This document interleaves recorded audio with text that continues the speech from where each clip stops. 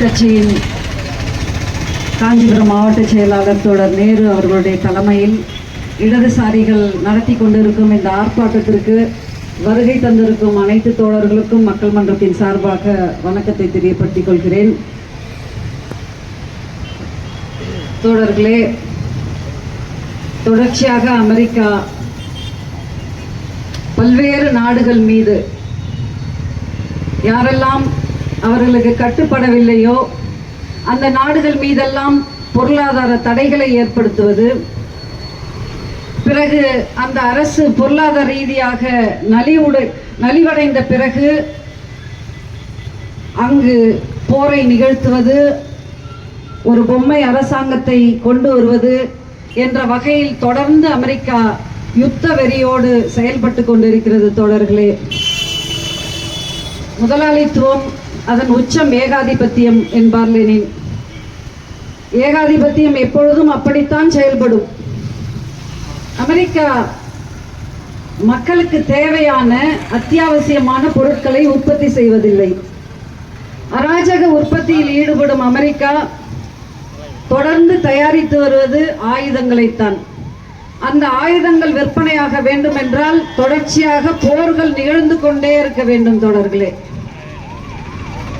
அதாவது மனித உரிமையை பாதுகாப்பதற்காக, பாதுகாப்பு கருதி என்று பல்வேறு காரணங்களை அமெரிக்கா சொன்னாலும் அடிப்படையில் அதன் நோக்கம் நாடுகளையும் வளங்களையும் கொள்ளையடிப்பதுதான்.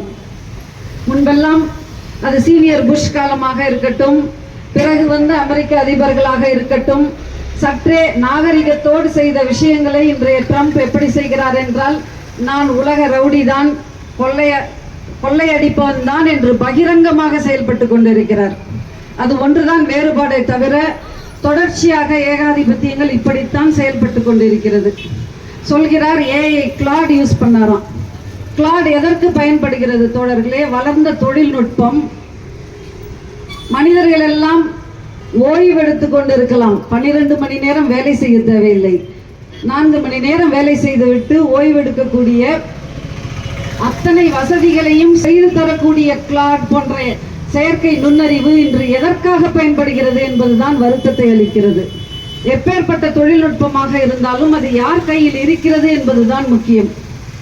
ஒரு சோசியலிச சமூகத்தில் மட்டும்தான் இந்த தொழில்நுட்பங்கள் உண்மையில் மக்களுக்கு போய் சேரும். தொடர்களே, ஆகையால் இன்றைக்கு பார்க்கிறோம், இஸ்ரேல் அத்தனை தொழில்நுட்பத்தையும் வைத்திருக்கிறது. மக்களை கண்காணிப்பதற்காக, சொந்த நாட்டு மக்களை கண்காணிப்பதற்காக பெகாசஸ் போன்ற கருவி, Pegasus, red wolf, blue wolf, இன்னும் எத்தனையோ மென்பொருட்கள் தோழர்களே, பாலஸ்தீன மக்களை உளவு பார்ப்பதற்காக. இன்று ஏன் இந்த வளைகுடா நாடுகள் இப்படி அமெரிக்காவுக்கு சரணடைந்து போயிருக்கின்றன என்ற ஒரு கேள்வி நமக்குள் வருகிறது. பொதுவாக இஸ்லாமிய நாடுகள் கைகோர்க்கும் தானே, ஏன் இப்படி இவர்கள் அமெரிக்காவுக்கு அடிமைகளாக இருக்கிறார்கள் என்று பார்த்தால் காரணம் இதுவாகத்தான் இருக்கிறது. அந்த மன்னர்கள் தங்களுடைய சொகுசான வாழ்க்கையை விட்டு கொடுக்க விரும்பாமல் சொந்த நாட்டு மக்களை உளவு பார்ப்பதற்காக இஸ்ரேலிடம் இருந்து இப்படிப்பட்ட உளவு கருவிகளை வாங்கி அதை பயன்படுத்தி கொண்டிருக்கிறார்கள். அதை விட்டுக் கொடுக்க முடியவில்லை. தோழர்களே, இன்றைக்கு தோழர்களே 160 பள்ளி மாணவிகள் இவர்கள் அவர்களுக்குள்ளாக அடித்துக் கொள்கிறார்கள். இராணுவ தளங்களை அடிக்கிறார்கள், விமான தளங்களை அடிக்கிறார்கள் என்றால் பரவாயில்லை, மருத்துவமனைகளையும் பள்ளிக்கூடங்களையும் தாக்குகிறார்கள். மாணவிகள், ஒருவர் சொல்கிறார், இளைய தலைமுறையே இல்லாமல் போய்விட்டது காசாவில் என்கிறார். அந்த காசாவை காப்பாற்றுவதற்காகத்தான் ஈரான் களத்தில் இறங்கியது. ஈரான் பக்கம் நியாயம் இருக்கிறது தோழர்களே. ஈரான் தற்காப்புக்காகத்தான் இந்த போரில் ஈடுபடுகிறதை தவிர வேறு நோக்கம் இல்லை. நீங்கள் தொடர்ச்சியாக நேரு காலத்தில் இருந்து பார்த்தால் நம்மிடையே அணிசேரா கொள்கை இருந்தது. அது தொடர்ச்சியாக இந்திரா காந்தி காலத்திலும் நீடித்தது. ஆனால் இன்று நம்முடைய நிலைப்பாடு என்னவாக இருக்கிறது? அணிசேரா கொள்கையில் இருந்து நாம் வழி தவறி இன்று இஸ்ரேல் பக்கம் நிற்கிறோம். நம் மதச்சார்பின்மையும் விட்டுவிட்டோம், அணிசேரா கொள்கையையும் விட்டுவிட்டோம். இப்படி ஒவ்வொன்றாக ஏன் விட்டு கொண்டு இருக்கிறோம்? ஆக நாம் ஒன்றை புரிந்து கொள்ள வேண்டிய நேரம் தோழர்களே.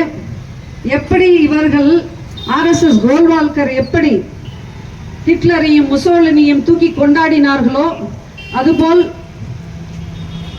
RSSம் அந்த வழியில் தான், ஒரு பாசிஸ்டுகளின் வழியில் தான் செயல்படும்.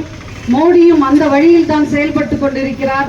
ஆகையால் தோழர்களே, நாம் வெறும் அடையாள போராட்டங்களில் தொடர்ந்து நீடித்து கொண்டு இருக்காமல் நாம் களத்தில் இறங்க வேண்டிய நேரம். இல்லையென்றால் இந்த பிரச்சனை, இன்று யோசித்து பாருங்கள், வளைகுடா நாடுகளில் இருப்பது யார்? எல்லாம் உழைக்கும் தொழிலாளர்கள். இன்றைக்கு எல்லாம் நம்மளுடைய உரிமைகள் எல்லாம் பறிபோய் கொண்டிருக்கிறது. தொழிற்சங்கங்கள் இல்லை, தொழிலாளர்கள் ஒன்று கூடி பேசுவதற்கு, தங்கள் உரிமைகள் பறிபோய் கொண்டிருக்கிறது என்பதை பேசுவதற்கு கூட வாய்ப்பில்லாத சூழல்.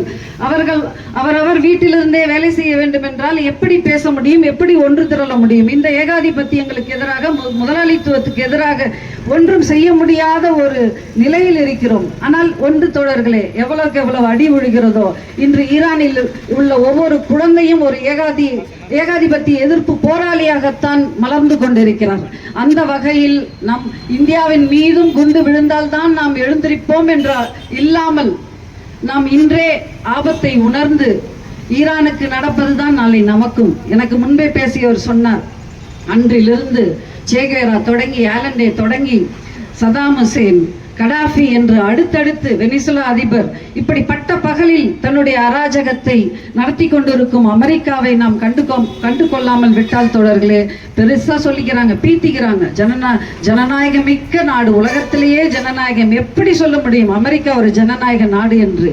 அவமானமாக இருக்கிறது. அமெரிக்காவில் இருப்பவர்கள் எல்லாம், இந்த மேட்டுக்குடிகள், பார்ப்பனர்கள் எல்லாரும் சூடு சொரண இருந்தால் இந்த நாட்டுக்கு திரும்பி வர வேண்டும் தோழர்களே. கோபம் வருகிறது. நான் வளைகுடா நாடுகளில் இருக்கும் தொழிலாளர்களை குறிப்பிடவில்லை. அவர்கள் பாவம், இங்கு வேலை கிடைக்கவில்லை என்று சென்றிருக்கிறார்கள். ஆனால் அவர்கள் தான் இன்று அச்சத்தில் உயிரை பிடித்து கொண்டிருக்கிறார்கள் தோழர்களே. அந்த வகையில் இந்த போராட்டத்தை ஏற்பாடு செய்த மார்க்சிஸ்ட் கம்யூனிஸ்ட் கட்சி, விடுதலை சிறுத்தைகள் கட்சி, இந்திய கம்யூனிஸ்ட் கட்சி மற்றும் அனைத்து ஜனநாயக சக்திகள், இடதுசாரிகள் அனைவருக்கும் மக்கள் மன்றத்தின் சார்பாக வாழ்த்துக்களை தெரிவித்து முடித்துக் கொள்கிறேன். நன்றி, வணக்கம்.